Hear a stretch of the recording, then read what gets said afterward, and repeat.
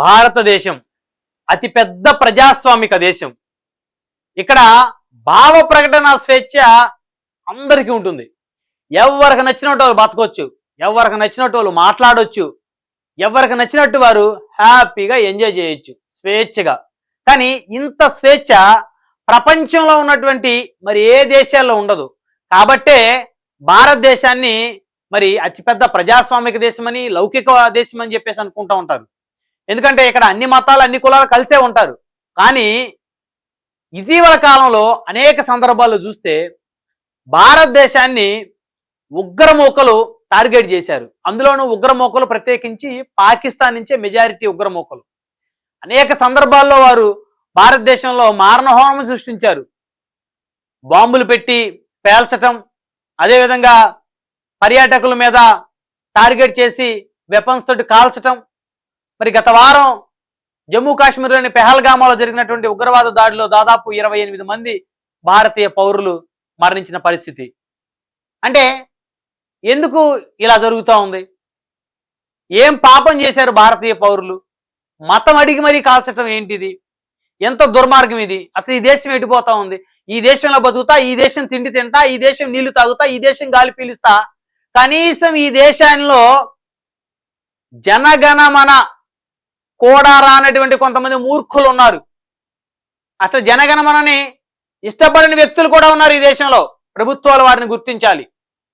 Cinema థియేటర్లో మరి జాతీయ భావాన్ని పెంపొందించడం కోసం, దేశభక్తిని పెంపొందించడం కోసం జనగణమన సినిమా స్టార్ట్ అయ్యేటప్పుడు మరి జనగణమన పాడితే అందరు లేచి నిలబడతారు, కానీ కొంతమంది మూర్ఖులు నిలబడట్లేదు.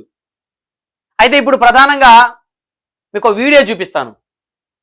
ఈ సాక్షాత్తు జమ్మూ కాశ్మీర్లో జరిగింది. జమ్మూ కాశ్మీర్లో వాహనాల తనిఖీ నేపథ్యంలో ఆర్మీ అధికారులకి, అదేవిధంగా అక్కడ ఉన్నటువంటి ఒక ముస్లింకి ఒక వాగ్వివాదం జరిగితే మరికొంతమంది ముస్లింలు వచ్చి ఆర్మీ అధికారులనే కొట్టేస్తున్నారు. ఆర్మీ వాళ్ళ మీదే ఇంత జరుగుతూ ఉంది దేశంలో. దేశం మీద పడి ఉగ్రవాదులు ఇష్టానుసారంగా దొరికినట్టు చంపుతా ఉన్నారు. ఓ పక్క మనం పాకిస్తాన్ మీద యుద్ధానికి సిద్ధంగా ఉన్నాము. దేశంలో ప్రతి పౌరుడు రక్తం మరిగిపోతుంది. అన్యాయంగా కర్కశంగా మన భారత పౌరులను పొట్టన పెట్టుకున్నారు ఈ పాకిస్తానీలని. అలాంటి తరుణంలో దేశం కోసం ప్రాణాలు ఇవ్వడానికి కూడా సిద్ధపడినటువంటి మన ఇండియన్ ఆర్మీ మీద దాడికి దిగటం అంటే సాక్షాత్తు కన్న తల్లి మీద తండ్రి మీద దాడికి దిగటమే. భారతదేశం అతిపెద్ద ప్రజాస్వామిక దేశం. భారతదేశం లౌకికవాదం ఉన్నటువంటి దేశం. అయితే ఈ భారతదేశంలో అన్ని కులాలు అన్ని మతాల వారు కలిసే ఉంటారు. ఇక్కడ ఎవరు ఏదైనా మాట్లాడొచ్చు, అంత ఫ్రీడమ్ ఆఫ్ స్పీచ్ ఉందన్నమాట. ఇక్కడ ఒక అనామకుడు ముఖ్యమంత్రిని తిట్టేయచ్చు, ప్రధానమంత్రిని తిట్టేయచ్చు, రాష్ట్రపతిని తిట్టేయచ్చు, వారి మీద ఆరోపణలు చేయొచ్చు. వారికి ఆ స్వేచ్ఛ ఉంది.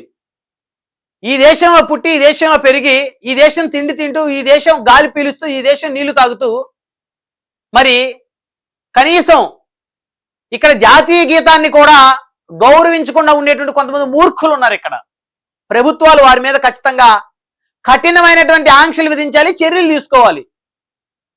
అయితే పెహల్గామా ఉగ్రదాడి తర్వాత దేశం అంతా కూడా చాలా బాధపడుతూ ఉన్న పరిస్థితి. అన్యాయంగా మన భారత పౌరుల్ని పొట్టన పెట్టుకున్నారు ఈ పాకిస్తాన్ మూర్ఖులు. అందులో కొంతమంది జమ్మూ కాశ్మీర్లో కొంతమంది వారికి సహకరించారు. సో ఎలాగైనా సరే అంత దారుణమైనటువంటి ఆ చర్యకి ఒడిగట్టినటువంటి ఆ దుర్మార్గుల్ని, ఆ ఉగ్రమూకల్ని కాల్చి చంపాలని చెప్పేసి ప్రతి ఒక్క భారతీయులు కోరుకుంటా ఉన్నారు. దేశ ప్రధాని నరేంద్ర మోదీ గారు సైతం కూడా ఈ ఉగ్రమూకలు ఎక్కడున్నా వెంటాడి చంపుతామని చెప్పారు. ఇప్పుడు పాకిస్తాన్కి భారత్కి యుద్ధం వస్తుంది అని చర్చ జరుగుతున్న నేపథ్యంలో దేశంలో ప్రతి ఒక్కరూ కూడా పాకిస్తాన్ మీద యుద్ధం చేయాలని కోరుకుంటా ఉన్నారు. అందులో మన ఇండియన్ ఆర్మీ అయితే మన దేశ రక్షణ కోసం వారి ప్రాణాలు ఇవ్వడానికి కూడా సిద్ధంగా ఉన్నారు బోర్డర్ల దగ్గర. అలాంటి ఇండియన్ ఆర్మీ మీద ఎంత రెస్పెక్ట్తో ఉండాలి? నిజంగా ఈ దేశాన్ని ప్రేమించేవాడైతే ఇక్కడ తిండి తిని పాకిస్తాన్ ప్రేమించేటువంటి కొంతమంది మూర్ఖులు ఇండియన్ ఆర్మీ మీద దాడి చేసినటువంటి ఒక వీడియో చూపిస్తాను మీకు. దాడి చేయబోతున్నటువంటి వీడియో. ఇలాంటి తరుణంలో ఎంత రెస్పెక్ట్గా ఉండాలి ఇండియన్ ఆర్మీ మీద?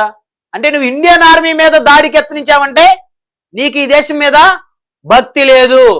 నీకు ఈ దేశం మీద ద్వేషం ఉంది, నువ్వు ఈ దేశం తిండి తింటూ ఈ దేశం నాశనాన్ని నువ్వు కోరుకుంటున్నావు, కాబట్టే నువ్వు ఈ ఇండియన్ ఆర్మీ మీద నువ్వు తిరగబడుతున్నావు అనేది దానికి ప్రధానమైనటువంటి అర్థం.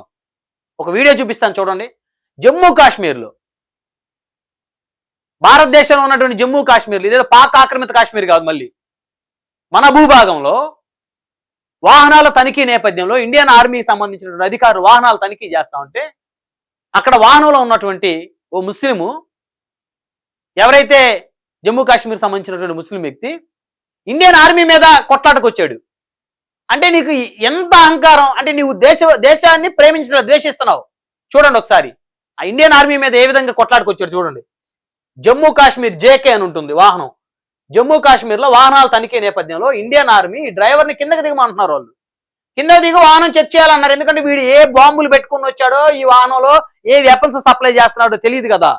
సో ఇండియన్ ఆర్మీ ఎవరినైనా అనుమానించే పరిస్థితి ఉంది. ఈరోజు ఇండియన్ ఆర్మీ కానీ, ఇంటెలిజెన్స్ వ్యవస్థ కానీ, పోలీస్ వ్యవస్థ కానీ, ప్రతి ప్రభుత్వ వ్యవస్థ ఈరోజు చాలా అప్రమత్తంగా ఉంది.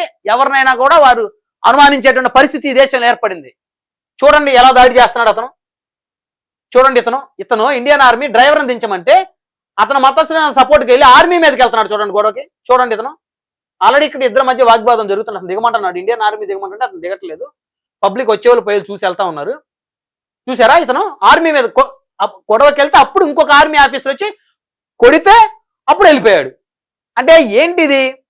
అంటే మీరు ఏ తప్పు చేయకపోతే మీరెందుకు ఆర్మీ మీద నువ్వెందుకు సపోర్ట్కి వెళ్తున్నావు అతనికి? అతని బండిలో మారణాయుధాలు లేకపోతే అతను ధైర్యంగా దిగిన వాహనం చెక్ చేసుకోమని అనొచ్చు. నేను ఏ తప్పు చేయలేదని నువ్వు నిలబడొచ్చు ధైర్యంగా. నేను ఈ దేశ పౌరుణ్ణి, నేను ఏ తప్పు చేయలేదు అని నువ్వు ధైర్యంగా నిలబడేటువంటి స్వేచ్ఛ స్వాతంత్రం ఉన్న దేశం ఈ భారతదేశం. మరి నువ్వు తప్పు చేయబట్టే కదా నువ్వు బండి దిగట్లేదు, వాడికి ఒత్తాసుగా నువ్వు వెళ్తా ఉన్నావు ఇక్కడి నుంచి. అంటే ఈ దేశం ఎంత క్లిష్ట పరిస్థితిలో ఉందో ప్రతి భారత పౌరుడు అర్థం చేసుకోవాల్సిన సమయం ఇది. పార్టీలకు అతీతంగా, కులాలకు అతీతంగా, మతాలకు అతీతంగా భారతదేశం కోసం బతికే భారతీయ పౌరుడు అర్థం చేసుకోవాల్సినటువంటి అనేక అంశాలు ఉన్నాయి. ప్రభుత్వాలు కూడా ఆంక్షలు ఏదైతే విధించిందో భారత ప్రభుత్వం, ఈ నెల 29వ తారీఖు ఆఖరి డెడ్ లైన్. ఈ రోజు 29వ తారీఖు కనుక వెళ్ళకపోతే రేపొద్దున ఎవరైతే పాకిస్తానీలు ఇండియాలో ఉంటారో వారికి 3 సంవత్సరాల జైలు శిక్ష. ఇమీడియట్ గా తీసుకెళ్లి వారిని జైల్లో పడేస్తారు. 3 లక్షల జరిమానా. ఈ 2 కట్టాలి, 2 చేయాలి. డబ్బులు కట్టాలి, 3 సంవత్సరాల జైలు శిక్ష అనుభవించాలి. ఆ డబ్బులు కట్టకపోతే ఇంక 3 ఏళ్ళు 4 ఏళ్ళు మళ్ళీ శిక్ష అనుభవించాలి. ఇది మన భారత ప్రభుత్వం మన దేశ పౌరుల భద్రత దృష్ట్యా తీసుకున్నటువంటి నిర్ణయాలు. దాన్ని ఈ దేశం మీద ప్రేమన్న ప్రతి పౌరుడు, ఈ దేశంలో బతికే ప్రతి పౌరుడు ఆ నిర్ణయాలను స్వాగతించాలి, గౌరవించాలి. లేదు నేను వ్యతిరేకిస్తానంటే నీకు ఈ దేశంలో ఉండేటువంటి అర్హత లేదు. వేరే కంట్రీ వెళ్ళిపోయి అక్కడ మీకు నచ్చినవి చేసుకోవచ్చు. సో ఈ వీడియో చూసిన తర్వాత ప్రభుత్వాలు కూడా చాలా కఠినంగా ఉండాలి. జాతీయ గీతాన్ని ప్రతి ఒక్కరు పాడాలి. ఈ దేశంలో ఉండేవాళ్ళు ప్రతి ఒక్కరూ జాతీయ గీతాన్ని గౌరవించాలి, జెండా వందనం చేయాలి. ఈ దేశం 3 రంగులు జెండాని ఎగరేయాలి, త్రివర్ణ పతాకాన్ని ఎగరేయాలి. సో ఇష్టానుసారంగా ఇక్కడ మేము బతుకుతాం, ఇక్కడ తిండి తిని ఇక్కడ విషయాలని మేము పాకిస్తాన్కి చేరవేస్తాం, వారు ఇక్కడికి వస్తే మేము వారికి ఆశ్రయం కల్పిస్తాం, వారు చేసేటువంటి దమనకాండకు మేము సహకరిస్తాం అనేటువంటి ఆలోచనలో ఉన్న ప్రతి ఒక్కరూ కూడా దయచేసి ఈ దేశంలో బతికేవారు మళ్ళీ తిరిగి ఆలోచించండి. ఈ దేశం మీకు చాలా ఇచ్చింది. ఈ దేశం మీకు స్వేచ్ఛనిచ్చింది, సమానత్వాన్ని ఇచ్చింది, తిండి పెట్టింది. సమాజంలో మీకు ఒక గుర్తింపునిచ్చిన దేశం ఈ భారతదేశం. ఇక్కడున్న స్వేచ్ఛ మీకు పాకిస్తాన్లో ఉండదు. పాకిస్తాన్ ప్రేమికులు ఎవరైతే భారత్లో ఉన్నారో వారికి చెప్తున్నా, మీకు ఇక్కడున్న స్వేచ్ఛ పాకిస్తాన్లో ఉండదు. అక్కడికి వెళ్తే మీరు అడుక్కు తినటమే. మీకు ఇక్కడుంటే 3 పూట్ల తిండి తింటారు, చక్కగా ఉపాధి దొరుకుతుంది, అందరితో కలిసిపోయి సంతోషంగా ఉండండి. ఎవరైతే పాకిస్తాన్ ప్రేమికులుగా బతుకుతున్నారో వారి గురించి మాత్రమే. సో ఈ వీడియో చూసిన తర్వాత అయినా సరే చాలా మందిలో మార్పు రావాలని, మార్పు వస్తుందని ఆశిద్దాం.